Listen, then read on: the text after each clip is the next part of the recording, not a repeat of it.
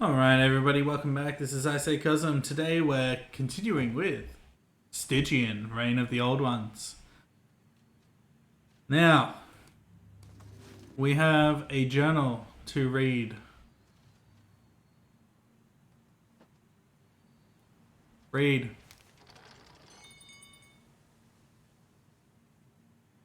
Alright. The first sentences of this page are scratched out. Today, Mayor Anderson received a guest, a strange man who I'd never seen before. He was tall, dressed all in black, and wore a bowler hat. As I opened the door for him, I flinched away in shock. His face. How can I put this? He did not have one. Or perhaps there was more than one. Or he had a face which I am utterly unable to remember. Even the recollection of this first meeting invokes the same desperate unease as when it had just occurred. Can kind of see why he went mad after, or from what his wife said. Once our visitor was sequestered with the mayor in his chambers, my curiosity began to itch, despite the alarm bells ringing in my mind. I bent to watch them through the keyhole. I saw the dismal man hand an envelope to Anderson. From what I heard of their conversation, it contained an invitation for a special screening at the Arkham Theatre. The man in black added that all the notable figures of Arkham had been invited, and then turned towards the door. I rushed to my desk and rather frantically pretended to work. Immediately the door opened, and after a few silent steps towards the exit, the dismal man halted right by my side. My heart pounded as if to burst from my breast. He said to me, "You gaze upon things not meant for you, little man. Mayhap you ought not look at all." Why can I not expunge these words from my mind? Why can I not shake loose this gloom which rests upon my soul? Mayhap you ought not look at all. Good stuff. Oh, I love these little notes in games like this. It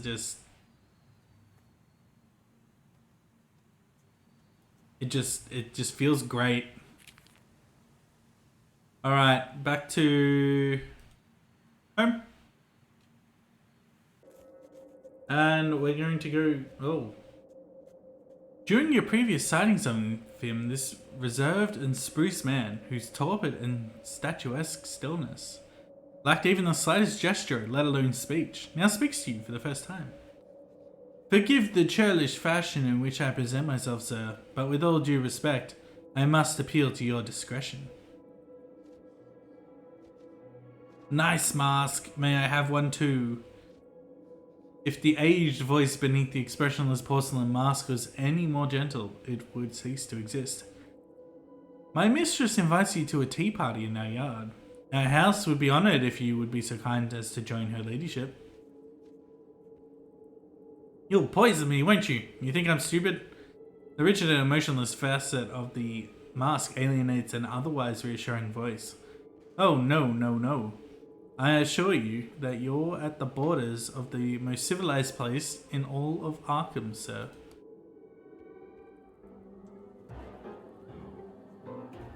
Oh, we don't have a choice.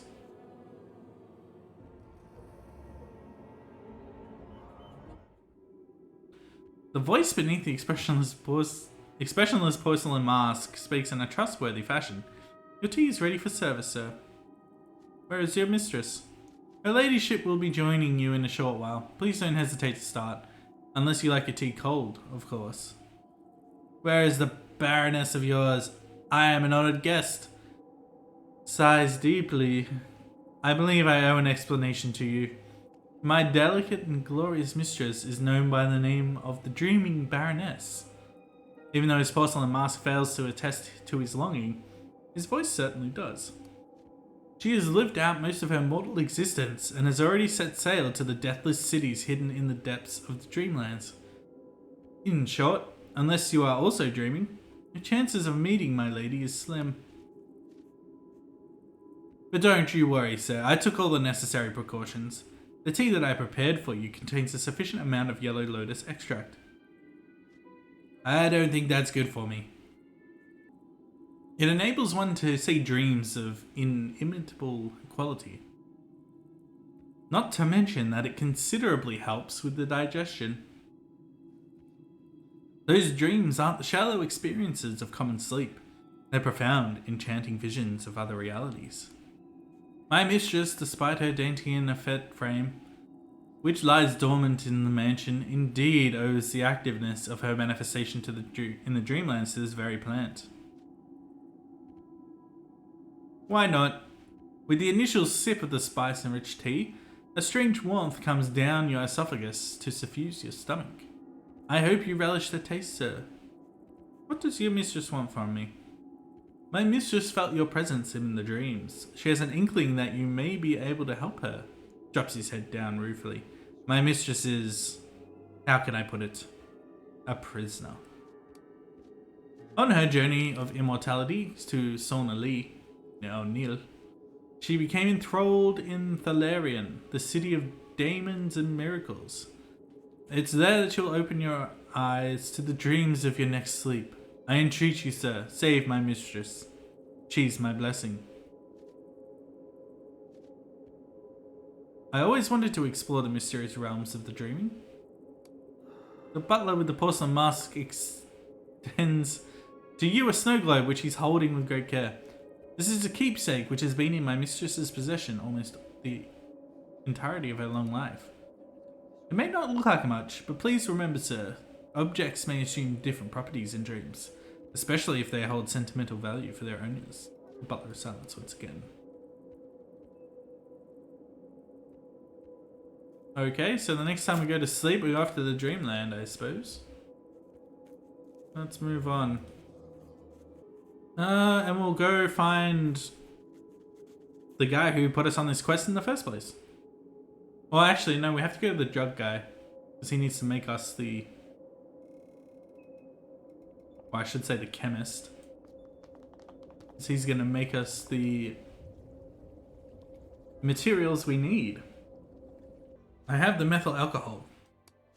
You do? That's surprising. But I'm not going to question your methods, my friend. We all have our own ways of getting what we need. Isn't that right? If I recall correctly, what you really need is formaldehyde. Yes? I think I can arrange that. Can you make it in your laboratory? I possess the required knowledge, but do you have the privilege of utilizing my services? That is yet to be decided. Those flickering eyes of yours tell me everything. That price has not been fully paid yet. All I ask of you is a small favor. One of my boys, Thomas, requires a good old-fashioned slap upside the head. Since I'm too old for such a vulgar behavior, could you please do it for me? The fledgling needs to be taught that there are consequences for his rather abnormal behavior. That won't happen, Richter. He glances at you, beetle-browed. Ugh, how can you be so boring? 100 cigs and make it quick. Can I start the boy now? You had your chance. I made you an offer and you declined. There is an extra cost attached to declining my offers in this town.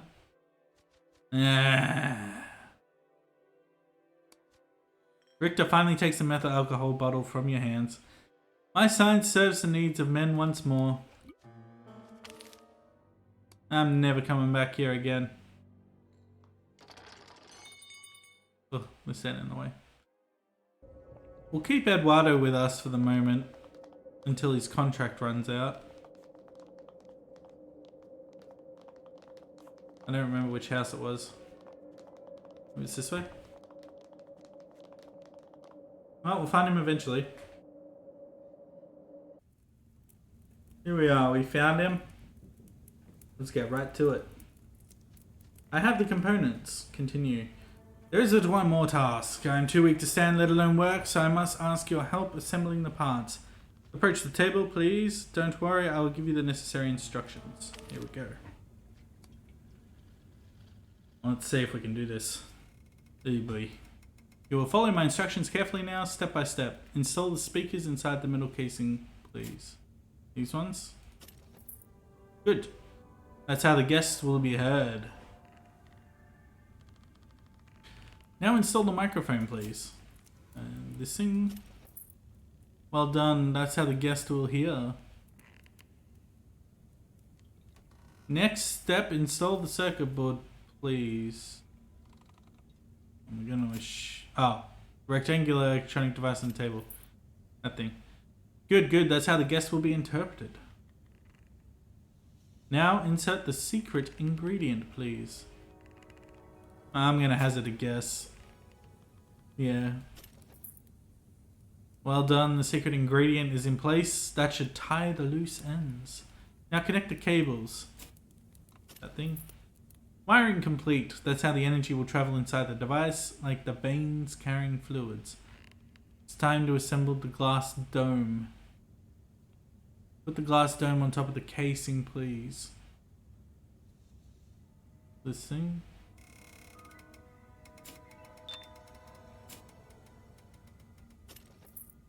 Oh, maybe I should... Oh, okay. Done that. And then we're talking about this thing. Ah, good. It looks much better now. That's how the guests will be seen. Now please firmly screw the casings. Need that. Well done. That looks tight enough. Next step, pour the formaldehyde.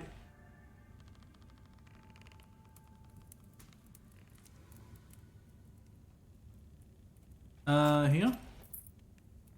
Good, and that's how the gas will be preserved. We're almost done. Carefully place the upper lip of the casing now. Okay. Sealed. Now use the activated device on the machine. Is it this thing? Aha. Very good. Well done, your brain canister is finally complete and fully operational. Wait, my what? Alright, we've finished it. I'm listening. I have a few spares of some of my limbs anyway. Let go of your preconceptions. The capsule we've built isn't large enough to transport your whole body. We'll need to make a small alteration. You didn't mention this before. I understand that your body is merely a vehicle. It cannot store information. It has no say in your decisions, and it requires quite a bit of energy that is frankly wasted. There is an ever-increasing buzzing undertone in Stanley's voice, which is disturbing you on a primal level.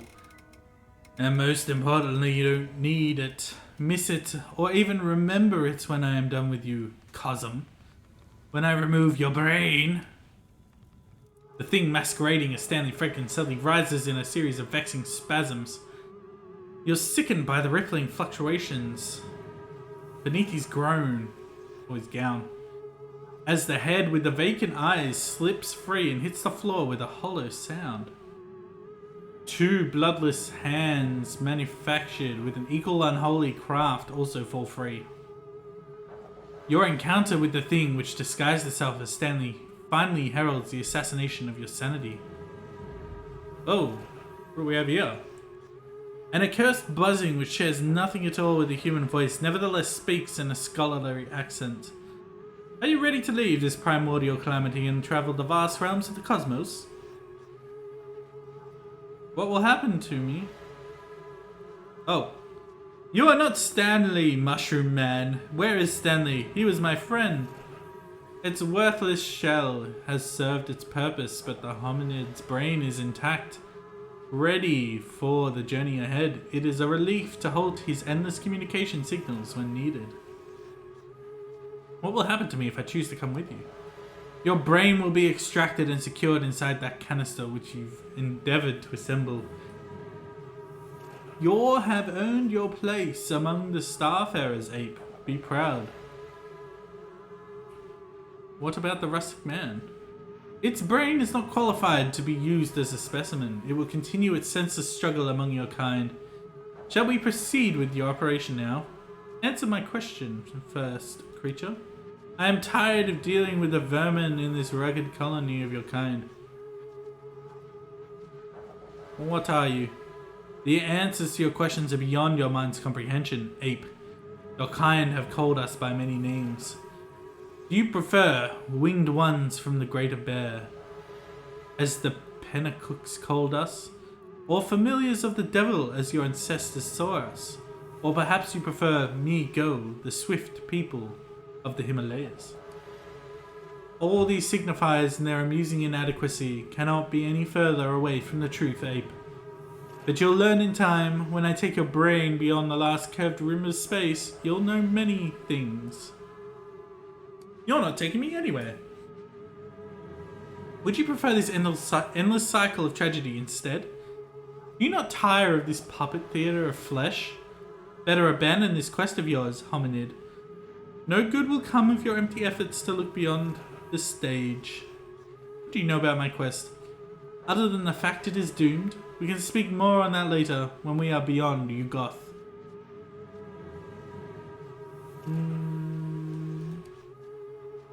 Nah. You will suffer my wrath, fool. I'm horrified.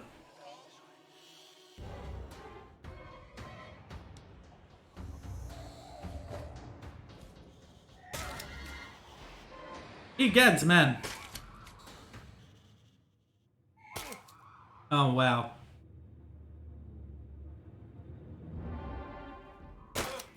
Oh.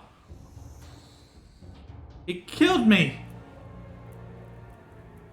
You have perished. Your days in the doomed town have come to an end. Your corpse will nourish the Pikmin ghouls in the dark corner of Arkham. Restart the combat. Damn.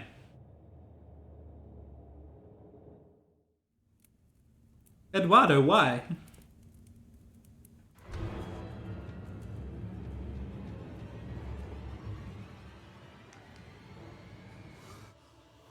Oh no!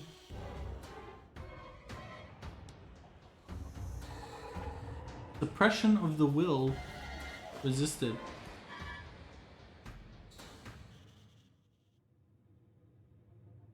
Let's see.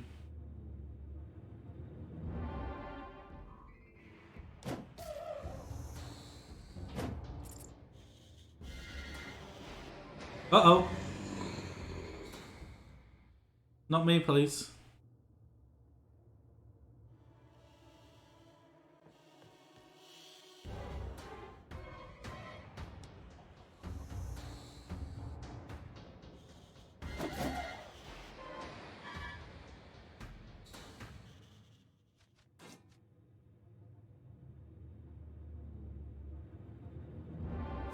Oh, come on, Kazum. What are you doing, man?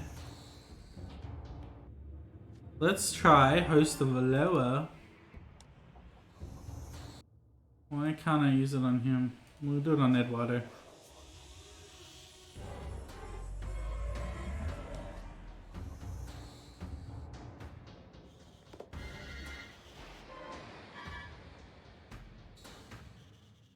And we'll defend from here.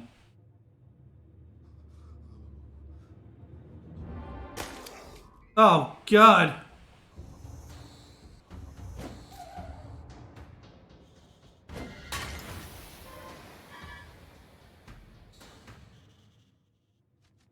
What does that do? Oh no. The outsider.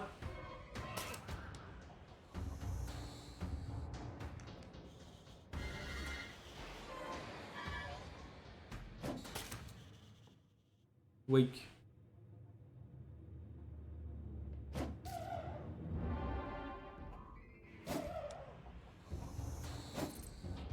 Stab him.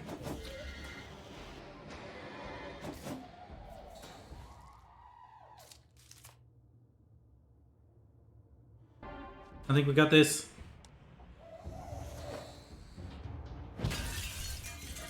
Prepare the specimens. I'll come to get them soon. Okay.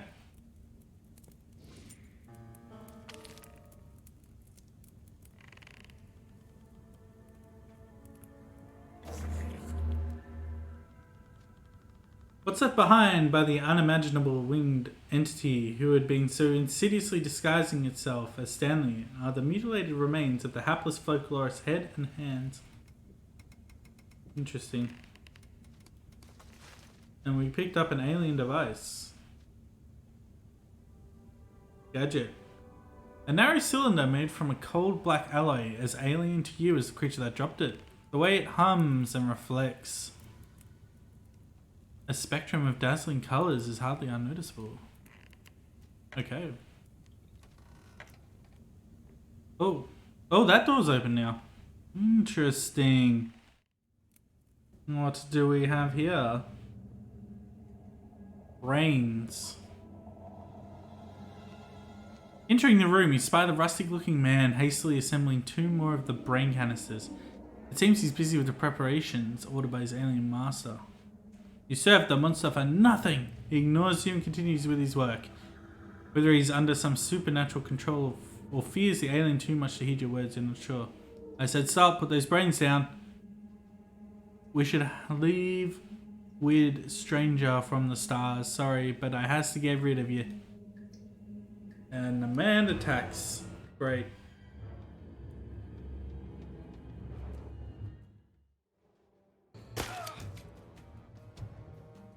Oh.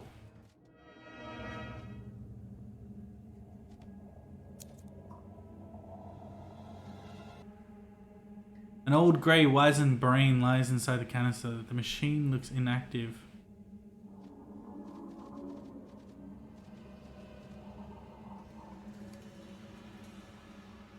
The brain canister is now operational. It has been a while. Intoxicating sense of consciousness. Again, who has awakened me? Why? I am Cosm. Names are meaningless, even mine. I remember it was Alistair Fanning. Yet, those syllables are as good as buried fragments, deep in the layers of memory, fading eventually. Only the journey remains, so I call myself the Starfarer. Starfarer? Peculiar. I've seen things, bedazzling, countless suns, dancing to the celestial symphony. Whirlpools of infinite, devouring blackness walked through bodies, became other things, saw colors never thought to exist. Traveled among a billion stars. For how long? Centuries? How old is this organ? Too old, perhaps, fading like a dying star. Only the journey remains, the terror and the glory. I'd like to hear about this journey. So much will be lost in translation. Oh, to glide beyond the unnameable horizons of Chiaxin would have stopped my heart if I had one.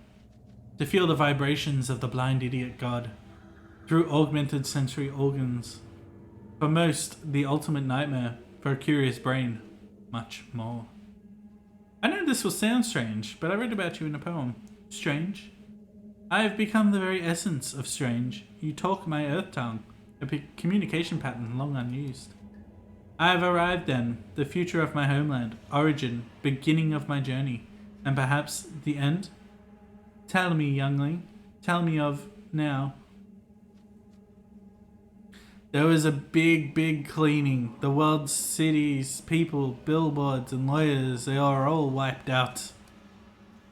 An unhealthy clicking sound comes from the speakers as if the entity is having difficulties absorbing this dire statement. It is over then. No meaning, no chance to complete. You see a wizened vein pulsating inside the ancient organ. To complete the circle, the disturbing click grows louder.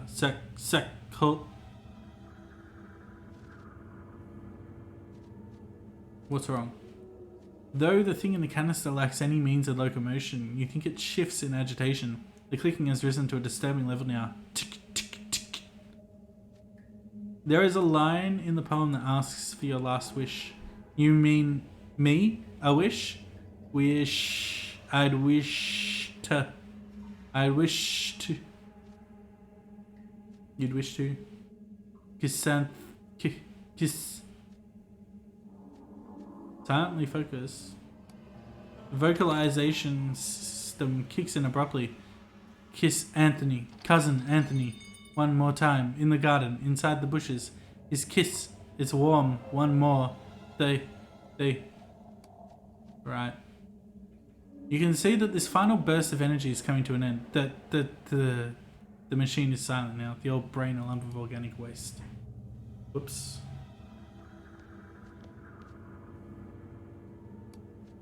Oh god, help me. The void. It's unbearable. I cannot feel. I can't. The mechanical voice makes no emphasis in its delivery. You sound different, Stan. And tell me, how in the world did you ever fit in there? Who's there? Help me. Please, yes, I am Stanley Fredkin. I am a person. I exist. How can I help you? I'm confined to this abyss of insensitivity. I'm alone here, vast nothingness. It's said I'll get used to it. No, I cannot continue this mockery. Free me, I beg you, end my misery.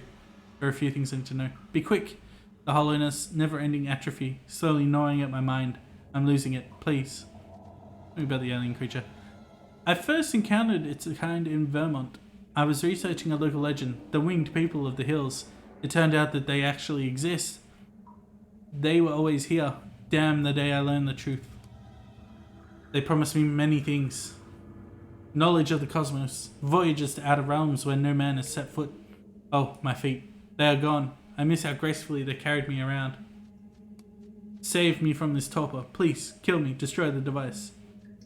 How did you come to Arkham from Vermont? The beings, I call them Migo. The Himalayans' name for them.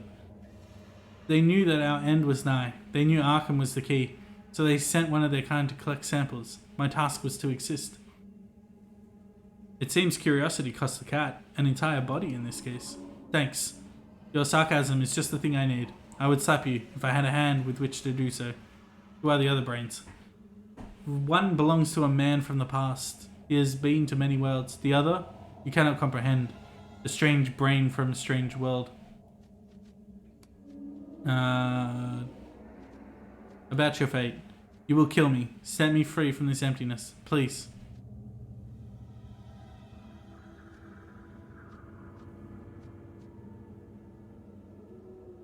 A mind without a body, a powerful symbol of the hidden heart. Oof. Okay, Stanley Fredkin is gone.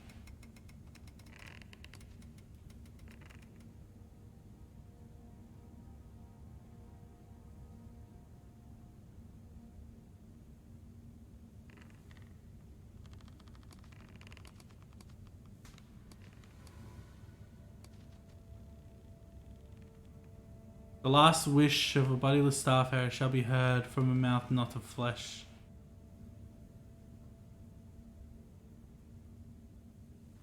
That's interesting. The Dreaming Baroness. Let's go try that. I think the old eel is over here. Alright, let's see what we can do here. Cult research.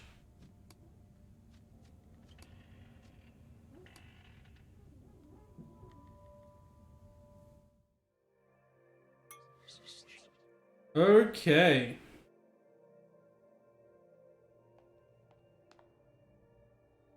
The prodigious head-shaped construct which towers towards the horizons of this architectural impossibility speaks with a sharp-tongued voice whose timbre and volume is more akin to a thunder than to a human. We know why you've come, mundane. After all, aren't dreams the most pristine mirrors of one's desires? Forget this not. It's not us who holds her captive here. It was her fears and desires which did. No dreamer shall leave the Larion without confronting them. Find the reasons that imprisoned her in this garden of notions and made her assume the identity which she calls the Dreaming Baroness, so she may know them. You must ascertain the three things that affected her most deeply, in the order with which they manifested from past to present. Are you really a giant talking head? Can we be friends, giant talking head? I am one of the beings who inhabit the Larion. Your kind call us demons. There is no single name that can define us. We are the walls and doors and stairs and spires and statues of the Larion. We are the Larion. How would I know such private things? Okay.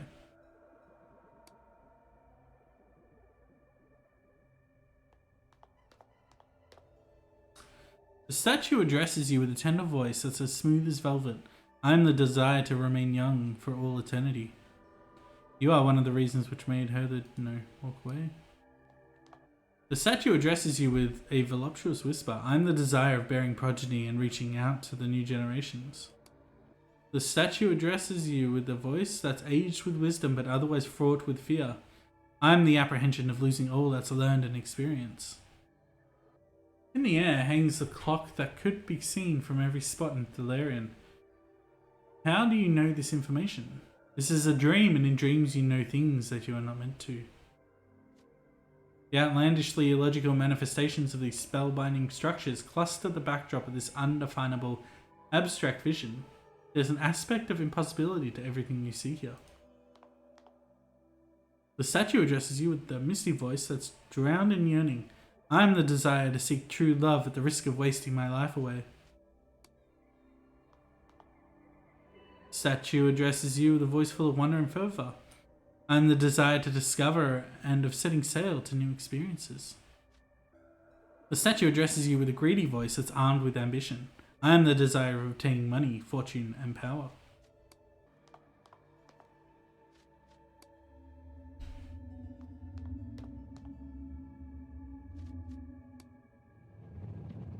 Ah!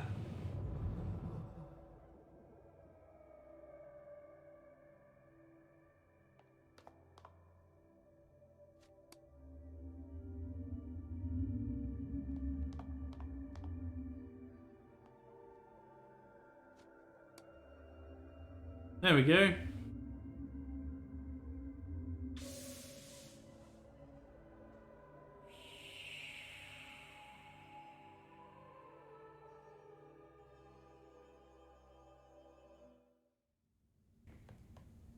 When you wake up, you realize you don't remember much of this feverish dream. The only thing that you can trace in your mind are the following words that seem like they belong to a forgotten song.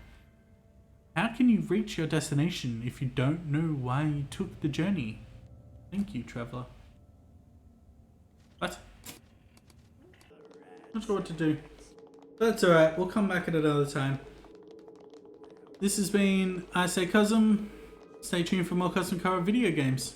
Thanks for watching.